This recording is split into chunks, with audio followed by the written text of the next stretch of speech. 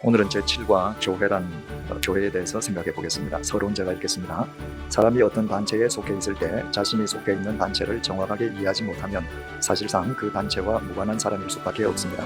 우리는 모두 교회에 다니는 교인입니다. 따라서 교회가 무엇인지 이해하는 것은 대단히 중요합니다. 많은 크리스천들이 교회를 바르게 이해하지 못하고 있는 현실은 실로 가슴 아프기 짝이 없는 일입니다. 첫째로 성경은 교회를 어떻게 설명하고 있는가 우리 성경을 통해서 확인해 보겠습니다. 먼저 고린도전서 1장 1절에서 3절입니다. 하나님의 뜻을 따라 그리스도 예수의 사도로 부르심을 입은 바울과 및 형제 소스데네는 고린도에 있는 하나님의 교회, 바울 선생이 하나님의 교회를 뭐라고 정의했는가? 곧 그리스도 예수 안에서 거룩하여지고 성도라 부르심을 입은 자들, 또 각처에서 우리의 주 곧 저희와 우리의 주 되신 예수 그리스도의 이름을 부르는 모든 자들. 그러니까 바울은 하나님의 교회 이퀄 성도라 부르심을 입은 자들 이퀄 예수 그리스도의 이름을 부르는 모든 자들, 이렇게 정리를 했습니다. 여기에서 예수의 그리스도의 이름을 부른다는 것은 주님을 믿는 자라는 그런 의미죠. 우리는 이 바울의 교회에 대한 정의를 토대로 교회를 몇 가지로 설명할 수 있습니다. 첫째, 교회는 건물이 아닙니다. 그럼에도 불구하고 함께 모이기 위해서는 공간이 필요한데 이는 건물이 아닌 예배당입니다. 그 차이는 가정과 집의 차이와 같습니다. 집이 없어도 가정은 이루어지는 것처럼 건물이 없어도 은혜로운 교회가 있을 수 있습니다. 예수님은 교회에 건물을 지으신 적이 없지만 예수님이 계신 곳은 예배당이었습니다. 그래서 우리에게 중요한 것은 건물이 아니라 교회 그 자체인 것입니다. 둘째, 교회는 제도, 시스템이 아닙니다. 그럼에도 불구하고 시스템은 필요합니다. 직분과 여러 부서의 제도가 필요하지만 이는 제도 그 자체가 교회의 목적이 아닌 주님의 사역을 보조하기 위한 기능에 지나지 않습니다. 어떤 경우에도 제도와 시스템이 절대화될 수 없습니다. 그래서 교회는 조직을 만들지만 언제든지 그 조직을 폐지할 수 있습니다. 또 지금은 필요에 의해 시스템을 구축하지만 언제든지 버릴 수 있는 조직화와 비조직화, 제도화와 탈제도화를 병행해야 합니다. 셋째, 교회는 사람이라는 것입니다. 사도 바울이 성도라 부르심을 받은 자들이 하나님의 교회요 예수 그리스도를 부르는 자, 믿는 자들이 교회라고 하였습니다. 교회는 주님으로부터 부르심을 받아서 예수 그리스도를 믿고 쫓는 사람들의 모임, 즉 공동체의 사람들 그 자체가 교회입니다. 자, 두 번째로 마태복음 16장 13절 18절 보십시다. 예수님께서 교회를 친히 세우시겠다고 천명하시는 장면입니다. 예수께서 가이사랴 빌립보 사람으로 제자들에게 물어 가라사대 사람들이 인자를 누구라 하느냐? 가로되 더러는 세례 요한, 더러는 엘리야, 어떤 이는 예레미야나 선지자 중의 하나라 하나이다. 가라사대 너희는 나를 누구라 하느냐? 시몬 베드로가 대답하여 가로되 주는 그리스도시요 살아계신 하나님의 아들이시니이다. 예수께서 대답하여 가라사대 바요나 시몬아 내가 복이 있도다. 이를 내게 알게 한 이는 혈육이 아니요 하늘에 계신 내 아버지시니라. 또 내가 네게 이르노니 너는 베드로라. 내가 이 반석 위에 내 교회를 세우리니 음부의 권세가 이기지 못하리라. 예수님께서 제자들에게 내가 누구냐? 그랬더니 베드로가 고백하지 않습니까? 주님은 그리스도시다, 구원자시다. 그리고 주님은 하나님의 아들이시다. 그랬더니 예수님께서 바로 반석과도 같은 베드로의 그 고백 위에 교회를 세우겠다, 주님께서 천명하시는 장면이에요. 여기서 우리가 눈여겨보아야 할 것이 있습니다. 첫째 18절, 너는 베드로라. 내가 이 반석 위에 내 교회를 세우리니. 모든 교회는 주님이 주인 되시는 것입니다. 따라서 사람이 교회의 주인이 되지 않도록 늘 깨어 있어야 합니다. 둘째 13절, 예수께서 가이사랴 빌립보 지방에 이르러 제자들에게 물어 가라사대 내가 누구냐? 주님께서 제자들에게 하나님의 아들이십니다 고백을 받으신 이 장소는 가이사랴 지방으로 로마 황제의 이름을 따서 지어졌습니다. 도시에 황제 이름을 붙이기 위한 조건들이 있는데 하나는 로마 황제의 이름에 걸맞는 규모여야 한다는 것입니다. 또 하나는 황제는 신과 같은 존재였기에 도시의 가장 높은 언덕이나 도시의 중앙에 황제를 위한 신전이 있어야 한다는 것이었습니다. 당시 로마 제국의 자랑은 크게 세 가지가 있었습니다. 첫 번째는 그들의 파워, 경제적이고 군사적인 힘이었습니다. 그들은 이를 과시하기 위해 도시를 지을 때 엄청난 규모의 건물들을 지었습니다. 두 번째는 그들의 학문, 지식이었습니다. 그래서 도시에 엄청난 도서관을 두고 집집마다 서재의 크기를 경쟁했습니다. 세 번째는 그들 육체의 미, 아름다움이었습니다. 이를 과시하기 위해서 우람한 근육의 남자나 조각 같은 여자의 나신상을 길거리의 곳곳에 세워두었습니다.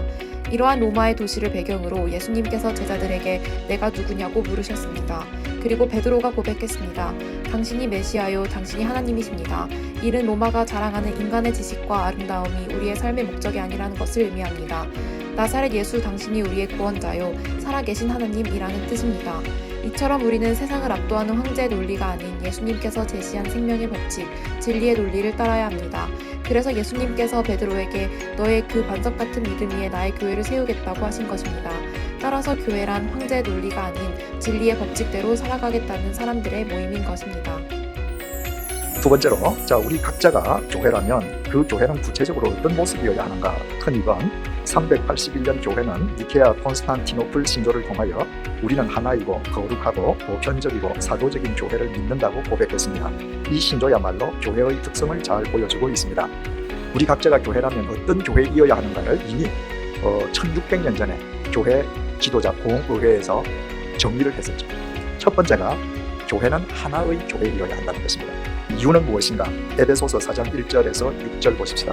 그러므로 주 안에서 갇힌 내가 너희를 권하노니 너희가 부르심을 입은 부름에 합당하게 행하여 모든 겸손과 온유로 하고 오래 참음으로 사람 가운데서 서로 용납하고 평안을 내는 줄로 성령의 하나 되게 하신 것을 힘써 지키라. 성령님께서는 교회로 하여금 하나 되게 하시는데 그것을 힘써 지켜야 한다. 왜 하나 되게 하셨는가? 4절부터 6절까지 우리 같이 읽어봅시다. 몸이 하나이요 성령이 하나이니 이와 같이 너희가 부르심의 한 소망 안에서 부르심을 입었느니라. 주도 하나이요 믿음도 하나이요 세례도 하나이요 하나님도 하나이시니 곧 만유의 아버지시라. 만유 위에 계시고 만유를 통일하시고 만유 가운데 계시도다. 우리가 믿는 하나님께서 한 분 하나님이시므로 교회는 응당 하나이어야 한다는 것이죠. 이것은 교회의 수가 하나이어야 된다는 것을 의미하지 않습니다. 교회의 본질상 다른 파가 있어서는 안 된다는 것, 믿음에 다른 파가 있을 수 없다는 것입니다. 그렇다면 왜 교회에 여러 교파가 있는 것일까요? 고린도전서 13장 12절 말씀입니다. 우리가 이제는 거울로 보는 것 같이 희미하나 그때에는 얼굴과 얼굴을 대하여 볼 것이요 이제는 내가 부분적으로 아나 그때에는 주께서 나를 아신 것 같이 내가 온전히 알리라. 우리는 육체를 가진 유한하고 불완전한 존재입니다. 그래서 이 육체를 벗고 영으로 하나님을 만나게 되기 전까지 하나님을 완전히 알 수가 없습니다. 즉 우리의 불완전성 때문입니다. 하나님께서 사복음서를 주신 이유는 이 각자의 복음서를 모자이크처럼 붙여서 하나님을 보게 하시기 위한 것입니다. 성경은 하나님의 감동으로 쓰여졌지만 하나님은 인간의 인격을 도구로 쓰시기 때문에 각자 다른 인격의 성경 기자들을 통해서 성경을 쓰게 하셨습니다. 따라서 각자 내용은 상이할지라도 이 사복음서를 통해 우리는 예수님이 어떤 분이신지 입체적으로 알 수 있습니다. 이런 의미에서 여러 교파가 있는 것입니다. 교파마다 하나님에 대한 강조점이 다르므로 우리는 서로 다름과 같음을 상호 인정하면서 다양성 속에서 일치와 조화를 추구해야 합니다. 요한복음 17장 11절 보시겠습니다. 예수님께서 제자들과 최후의 만찬을 마치시고 예수님께서 드리신 중보기도 내용인데 나는 세상에 더 있지 아니하오나 저희는 세상에 있사옵고 나는 아버지께로 가옵나니 거룩하신 아버지여 내게 주신 아버지의 이름으로 저희를 보전하사 우리와 같이 저희도 하나가 되옵소서. 우리와 같이, 우리가 누구죠? 하나님 아버지와 내가 삼위일체 하나이듯이 각각 상이한 저 제자들도 계속 하나가 되게 해주십시오. 이것이 주님의 우리를 향한 마지막 기도였습니다. 하나가 되기 위해서는 어떻게 하면 하나가 되는 거예요? 사랑하면 하나 되는 거예요. 그 위에는 방도가 없습니다. 요한복음 13장 34절 35절 주님께서 우리에게 주신 새로운 계명이 있습니다. 새 계명을 너희에게 주노니 서로 사랑하라. 내가 너희를 사랑한 것 같이 너희도 서로 사랑하라. 너희가 서로 사랑하면 이로써 모든 사람이 너희가 내 제자인 줄 알리라. 우리가 주님의 제자라는 증거가 어디에서 드러난다고 주님께서 말씀하십니까? 서로 사랑하는 것에서 드러난다. 바꾸어 말하면 우리가 서로 사랑하고 하나 되지 않는다면 우리는 주님의 제자가 아닌 것입니다. 우리가 다니는 교회가 아무리 번성해도 주님의 참된 교회는 될 수 없는 것이죠. 따라서 이제 더 이상 교파 분열의 시대는 종지부를 찍고 모든 교파와 교회가 서로 조화와 일치를 이루므로 우리 모두가 주님의 제자됨을 스스로 증거하는 시대의 막을 열어가야 되는 거죠. 두 번째로 교회는 거룩한 교회라고 정의를 내렸습니다. 교회가 왜 거룩해야 하는가? 거룩한 이유. 첫째로 로마서 1장 7절을 보십시다. 로마에 있어 하나님의 사랑하심을 입고 성도로 부르심을 입은 모든 자에게. 우리가 교회인데 우리가 어떻게 거룩할 수 있는가? 첫째 이유, 주님께서 우리를 거룩한 성도, 거룩하다고 구별해 주셨기 때문에. 두 번째로 내가 왜 거룩한 교회가 될 수 있는가? 에베소서 1장 22절에서 23절 보십시다. 또 만물을 그 발 아래 복종하게 하시고 그를 주님을 만물 위에 교회의 머리로 주셨느니라. 교회는 그의 예수님의 몸이니 만물 안에서 만물을 충만케 하시는 자의 충만이다. 우리처럼 보잘것없는 자가 어떻게 거룩한 교회를 이룰 수 있는가? 주님께서 우리의 머리시기 때문이라는 거예요. 예수 그리스도께서 우리 교회의 머리이시기 때문에 우리가 거룩한 교회가 될 수 있다는 것입니다. 그런데 이 두 가지 객관성만 강조한다면 우리의 책임과 의무가 없어져요. 세 번째가 뭔가? 데살로니가 후서 2장 13절 보십시다. 주의 사랑하시는 형제들아, 우리가 항상 너희를 위하여 마땅히 하나님께 감사할 것은 하나님이 처음부터 너희를 택하사 성령의 거룩하게 하심과 진리를 믿음으로 구원을 얻게 하심이니, 하나님께서 너희를 택하시고 그 다음에 뭘 하셨다고요? 성령의 거룩하게 하심 때문에 거룩하다는 것입니다. 그렇다면 형편없는 인간인 나를 주님께서 거룩하다고 불러주시고, 거룩하신 예수님께서 나의 머리가 되시고 당신의 지체를 삼아 주셨음을 내가 믿는다면, 거룩하게 하시는 성령님 안에서 내가 거룩하게 살아야 할 책임을 다해야 되는 것입니다. 이것이 성화의 의무라는 것이죠. 우리가 이처럼 성령의 거룩하게 하시는 능력 속에서 거룩한 삶에 대한 책임과 의무를 다하기 때문에 그와 같은 사람들의 모임인 교회는 거룩하게 되는 것입니다. 그런데 두 번째로, 실제로 교회의 역사는 어떠했는가? 불행하게도 2000년 교회의 역사는 거룩과는 거리가 멀었습니다. 자, 우리가 여기에서 어떤 교훈을 얻어야 하는가? 우리가 거룩한 교회이어야 함을 믿는다면 거룩의 회복을 지상 과제로 삼지 않으면 안 됩니다. 교회의 힘은 세상과 구별된 거룩성에서 나옵니다. 요한복음 2장에 예수님께서 예루살렘 성전을 청결하게 하신 사건이 나옵니다. 이때는 예수님께서 공생회를 시작한 직후입니다. 마태복음 21장에 성전 청결 사건이 또 나오는데, 이때는 예수님께서 3년간의 공생회를 마치신 시점입니다. 예수님께서는 이때 같은 방법으로 종교 장사꾼들을 몰아내셨습니다. 예수님의 공생회는 성전 청결 사건으로 시작해서 끝나는 것으로 봐도 과언이 아닙니다. 사도 바울은 고린도전서 3장 16절 17절을 통해서 성전을 정의하고 있습니다. 너희가 하나님의 성전인 것과 하나님의 성령이 너희 안에 거하시는 것을 알지 못하느뇨. 누구든지 하나님의 성전을 더럽히면 하나님이 그 사람을 멸하시리라. 하나님의 성전은 거룩하니 너희도 그러하니라. 주님께서 우리 자신이 곧 교회요 성전이라고 하십니다. 즉 주님의 공생회가 성전 정화 사건으로 시작해서 끝난다는 것은 성전된 우리가 우리 자신을 거룩하게 정화시켜야 한다는 것입니다. 자, 세 번째로, 교회의 특성은 교회는 보편적인 교회이어야 한다. 그 보편적 교회라는 뜻은 무엇인가? 직업, 연령, 학력, 경력, 지역, 인종을 초월해서 남녀노소, 빈부, 귀천이 모두 조화와 일치를 이루는 만민을 위한 교회가 되어야 된다는 겁니다. 요한복음 3장 16절 하나님이 세상을 이처럼 사랑하사 독생자를 주셨으니 이는 저를 믿는 자마다 멸망치 않고 영생을 얻게 하려 하심이니라. 마태복음 11장 28절 수고하고 무거운 짐진 자들아 다 내게로 오라. 내가 너희를 쉬게 하리라. 주님은 만민을 위해 오셨습니다. 그렇기에 주님 안에서 모든 사람들이 인간의 본질성과 인간성을 회복하고 하나가 될 수 있는 것입니다. 또한 주님께서 우리에게 만민을 구하라고 명령하셨습니다. 마태복음 28장 19절 그러므로 너희는 가서 모든 족속을 제자로 삼아 아버지와 아들과 성령의 이름으로 세례를 주고. 우리는 어떤 교회에 속해 있든지 주님의 보편적인 교회로서 어떤 사람에게도 열려 있어야 합니다. 누구든지 교회는 그들을 받아들이고 그들을 살리고 새로운 삶을 살아가도록 해야 합니다. 네 번째로, 교회는 사도적인 교회이어야 한다. 사도들이 전한 복음에 기초한 교회가 되어야 된다는 것입니다. 에베소서 2장 20절 말씀 보십시다. 너희는 사도들과 선지자들의 터 위에 세우심을 입은 자라. 그리스도 예수께서 친히 모퉁이 돌이 되셨느니라. 사도들과 선지자들의 터가 무언가? 사도들과 선지자들이 전해준 말씀의 터죠. 마태복음 28장 19절 20절 그러므로 너희는 가서 모든 족속으로 제자를 삼아 아버지와 아들과 성령의 이름으로 세례를 주고 내가 너희에게 분부한 모든 것을 가르쳐 지키게 하라. 내가 너희에게 말한 모든 말씀, 그것을 가르치고 지키게 하라. 그 말씀 위에 세워진 교회가 사도적인 교회라는 것이죠. 세상의 논리나 이념이나 세상의 이론을 더 중시하고 그것을 더 앞세우는 교회가 있다면 그거는 성경이 이야기하는 교회인 것은 아니죠. 베드로전서 2장 4절에서 5절 보십시다.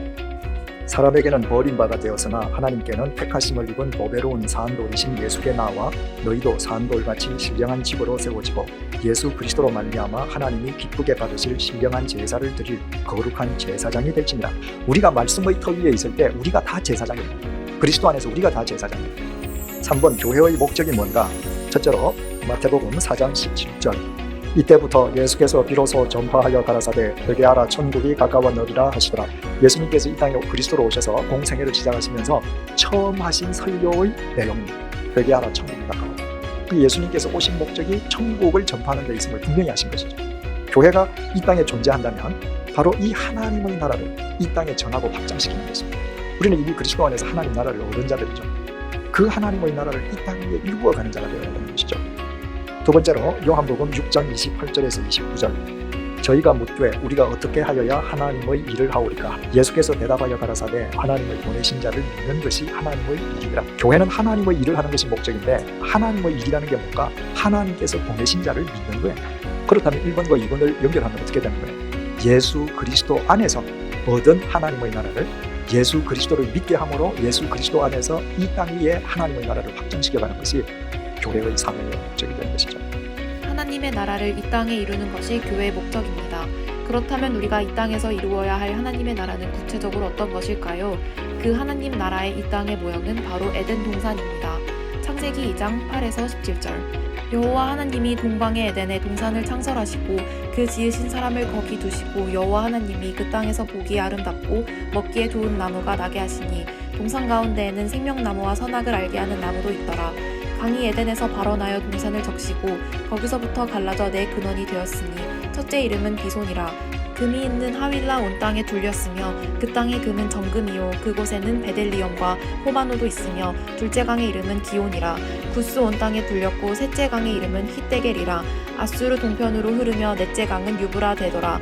여호와 하나님이 그 사람을 이끌어 에덴 동산에 두사 그것을 다스리며 지키게 하시고 여호와 하나님이 그 사람에게 명하여 가라사대 동산 각종 나무의 실과는 내가 임의로 먹되 선악을 알게 하는 나무의 실과는 먹지 말라. 내가 먹는 날에는 정령 죽으리라 하시니라. 10절에 강이 에덴에서 발원하여 동산을 적시고 거기서부터 갈라져 네 근원이 되었다. 강이 갈라져 동서남북으로 흘렀다는 뜻입니다. 강은 물이고 물은 생명입니다. 참 생명은 언제나 사랑과 같습니다. 하나님께서 참 생명이시기에 사랑이신 것입니다. 8절에 여호와 하나님이 동방의 에덴에 동산을 창설하시고 에덴은 히브리어 성경의 가든, 즉 정원을 의미합니다. 특히 울타리가 쳐진 정원을 뜻하는데 참된 교회가 되기 위해서는 반드시 울타리가 있어야 합니다. 무엇으로부터 격리되고 보호하기 위한 울타리일까요? 한 가지는 세속적인 사고방식, 즉 황제의 논리입니다. 교인이 된다는 것은 내 중심의 마음을 하나님 중심으로 바꾸는 것이고 이는 생각과 사고방식의 변화로 이어집니다. 11절에서 12절. 첫째 이름은 비손이라. 금이 있는 하윌라 온 땅에 둘렸으며 그 땅의 금은 정금이요 그곳에는 베델리엄과 호마노도 있으며. 요한계시록 21장 18절에서 21절. 그 성곽은 벽옥으로 쌓였고 그 성은 정금인데 맑은 유리 같더라. 그 성의 성곽의 기초석은 각색 보석으로 꾸몄는데 첫째 기초석은 벽옥이요 둘째는 남보석이요 셋째는 옥수요 넷째는 녹보석이요 다섯째는 홍마노요 여섯째는 홍보석이요 일곱째는 황옥이요 여덟째는 노곡이요 아홉째는 담황옥이요 열째는 비치옥이요 열한째는 창옥이요 열둘째는 자정이라. 그 12문은 12진주니 문마다 한 진주요 성의 길은 맑은 유리 같은 정금이더라. 에덴과 하나님 나라는 보석이 있는 곳입니다. 그 보석은 집 짓는 건축 재료로 사용되었습니다. 이 의미는 세상의 보석이 더 이상 나에게 보석의 의미를 지니지 않을 때 우리는 참된 교회가 될 수 있다는 것입니다. 그리스도인은 진리이신 예수 그리스도 이상의 보석이 없다는 것을 아는 사람들입니다. 우리가 물질을 하나님의 청지기로서 그 뜻대로 살기 위해 사용하는 사람이 된다면 우리는 황제의 논리에서 벗어난 진정한 교회가 되는 것입니다. 창세기 2장 8절에 여호와 하나님이 동방의 에덴에 동산을 창설하시고 말씀의 동산 정원의 이름은 에덴입니다. 이는 우아한 기쁨이라는 의미입니다. 주어진 책임과 의무를 다했을 때 주어지는 내적 영적 기도라는 것입니다. 나에게 주어진 개인적 의무, 사회적 책무를 다하고 그 결과로 주어지는 기쁨의 삶을 살아갈 때 참된 교회가 세워집니다. 만약 우리가 그 의무와 책임을 하나님이 아닌 사람에게 인정받으려 할 때 타락하게 됩니다. 창세기 9절입니다. 여호와 하나님이 그 땅에서 보기에 아름답고 먹기에 좋은 나무가 나게 하시니 동산 가운데에는 생명나무와 선악을 알게 하는 나무도 있더라. 선악과가 왜 있을까요? 여호와 하나님이 그 사람에게 명하여 가라사대 동산 각종 나무의 실과는 내가 임의로 먹되 선악을 알게 하는 나무의 실과는 먹지 말라. 선악과는 창조주 하나님과 그 하나님께 순종해야 할 피조물 사이의 차이를 나타냅니다. 하지만 사단은 내가 하나님처럼 될 것이라고 하나님과 인간 사이를 부정하였습니다. 에덴을 복원한다는 것, 내가 참된 의미가 된다는 것은 내 가정과 일터에 선악과를 심는 것입니다. 하나님이 하나님이 되시도록 모시고 사는 것입니다. 그리하면 내가 어디에서 있든지 그곳이 교회입니다. 우리는 지식적으로 하나님의 말씀을 더 아는 것이 의미가 있는 것이 결코 아닙니다. 내가 하나님의 말씀을 알아갈 때 그 말씀으로 의무와 책무를 다할 때 주님께서 주시는 그 영적인 기쁨에 의해서 내가 그리스도의 장성한 분량에 이르기까지 매일매일 성숙하고 자라가는 것입니다. 어디서든지 하나님이 하나님 되시게 내가 모시고 살면 나는 어디 가든지 교회가 돼요. 내 중심에 내가 선악과를 심고 하나님은 창조주시요 나는 그분의 명령에 절대 복종해야 할 그분의 피조물임을 깨닫고 나아간다면 나는 그분 안에서 하나의 교회, 거룩한 교회, 보편적인 교회, 사도적인 교회가 안 될 수 없는 것이죠. 오늘 공부를 통해서 깨달은 점과 결단의 내용을 우리 한번 기록해 보십시다.